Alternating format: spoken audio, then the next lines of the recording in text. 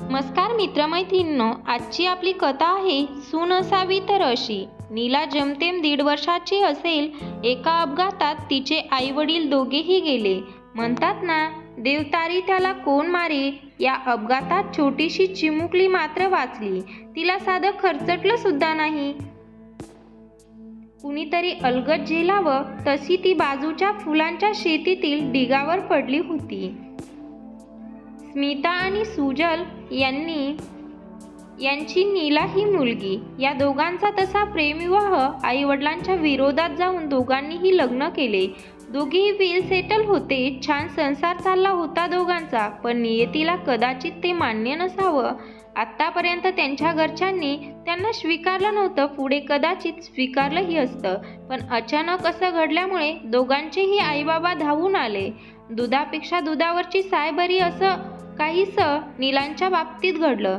आई बाबा जिवंत असेपर्यंत ज्या आजी आजोबांच्या प्रेमाची ती भुकेली होती, ते प्रेम आता तिला भरभरून मिळलं होतं. सुजलचे आई बाबा नागपूरचे तर स्मिताचे आई बाबा मुंबईचे. दोघे परिवारातील ती जीव की प्राण होती. त्यामुळे तिचे लाड कौतुक भरभरून होत होते. पण विशेष म्हणजे दोन्ही आजी आजोबा तिच्यावर उत्तम संस्कार होते. तिने त्यांचा शब्द कधीच मोडला नाही. सुजलच्या आईबाबांना आई बाबा म्हणायची तर स्मिताच्या आईबाबांना आजी आजोबा म्हणायची. तिचं 12वी पर्यंत शिक्षण आईबाबाकडे नागपूरला झालं. आता पुढच्या शिक्षणासाठी ती आजी आजोबाकडे मुंबईला गेली. आता ती IIT मुंबईला इंजिनिअरिंग करते. उत्तम संस्कार, परिस्थितीत तडजोड करणं आणि नेहमी आनंदी राहून मदत करण्यास तत्पर असं तिचं व्यक्तिमत्व. त्यामुळे कॉलेजमध्ये ती सर्वांच्या आवडीची तर होतीच, पण संपूर्ण कुटुंबात सुद्धा ती सर्वांना आवडायची. याच वर्षी तिचं ग्रॅज्युएशन संपलं.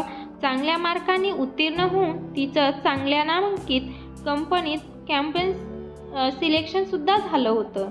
2 महिन्यानंतर तिला जॉईन व्हायचं होतं. त्यामुळे ती सुट्टीमध्ये आईवडिलांकडे नागपूरला आली होती. आणि मुख्य म्हणजे त्याचवेळी तिच्या आत्याकडे तिच्या आत्ते बहिणीचं लग्न होतं. लग्नघर म्हणजे नुसती मजा, एन्जॉय, धमाल. आणि त्याच बहिणींचं लग्न. शेवटी लग्नाचा दिवस उजडला. हळद, मेहंदी, संगीत. सध्या तशी नीला नृत्यकलेत खूप पारंगत. तिची आई स्मिता सुद्धा उत्तम नृत्यांग होती. जणू तिचीच ती प्रकृती. वयात आलेली मुलगी म्हटल्यानंतर तिच्यावर सर्वांचं लक्ष असतंच. आपल्या मुलासाठी उपवर मुलगी म्हणून तिचं शालिनीने वागणं, समजपणा, आपुलकीने प्रत्येकाशी विचारपूस हे सर्वांना मोहित करणारं होतं. तिच्या आत्याच्या दूरच्या नातेवाईकाचा परेश हा मुलगा, तो अमेरिकेला एक मोठ्या कंपनीत मॅनेजर होता. त्यांच्यासाठी त्यांनी नीलाला मागणी घातली. परेशला सुद्धा ती आवडली होती. पण नीलाला मात्र एवढ्यात लग्न करायचे नव्हते. पण तिने विचार केला. आधीच आई बाबा, आजी आजोबा यांना आपल्यासाठी इतके कष्ट केले. आता उतरवयात त्यांना जास्त त्रास नको म्हणून तीही लग्नाला तयार झाली. परेशला USA ला जायचं होत असल्याने 20 दिवसातच लग्न पार पडले. ती नवीन घरात लक्ष्मीच्या पावलाने सून म्हणून आली. सर्व तिचे खूप कौतुक करायचे. परेशच्या लहान बहिणीला तर तिने खूपच माया लावली होती. तिच्या लागवी स्वभावाने तिने लवकरच सर्वांची मनं जिंकली. पण परेशला मात्र ती लवकर समजू शकली नाही. तसं तो तिच्यावर खूप प्रेम करायचा. तिच्या आवडीनिवडी जपायचा. पण स्वभावाने थोडा हट्टी होता. स्वतःला पटेल तसंच वागायचा. थोडा दिवसांनी तिला सुद्धा जॉईन व्हायचं होतं. पण परेशची इच्छा मात्र तिने इथे नोकरी न करता तिच्यासोबत अमेरिकेला यावं अशी होती. पण नीलाला मात्र असं वाटायचं निदान 1 वर्ष तरी तिने सासू सासऱ्यांसोबत राहून नोकरी करावी. म्हणजे नोकरीचा अनुभव सुद्धा होईल. आपल्या घरातील परंपरा, रीतिरिवाज आणि आईबाबांसोबत. पण परेश ऐकायला तयारच नव्हता. तिच्या सासू सासऱ्यांनी समजावले. शेवटी ती जायला तयार.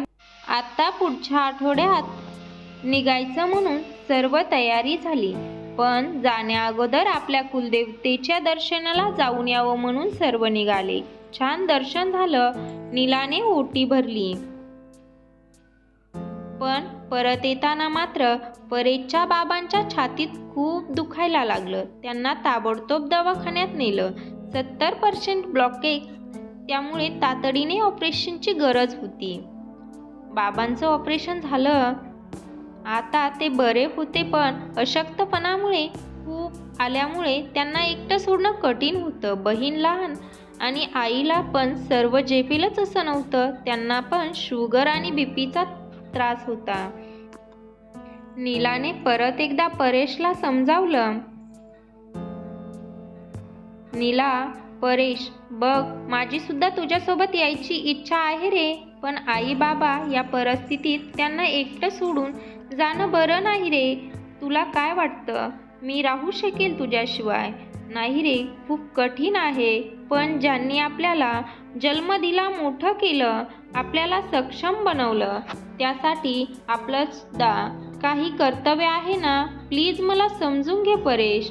हो ग, कळतंय मला. तू डोळे उघडलेस माझे. अभिमान वाटतोय मला तुझा. तू काल या घरात आलीस, पण किती लवकर आपलंसं केलंस ग सर्वांना. आज परेश US साठी निघालाय, पण खूप आत्वस्त होऊन आपल्या आईबाबांना सक्षम हातात सोपवून. या कथेतून फक्त एवढंच तात्पर्य घ्या, प्रत्येक सुनानी लग्न झाल्यानंतर असेच वागावे. व्हिडिओ आवडला असेल तर लाईक, शेअर, सबस्क्राईब करा. धन्यवाद.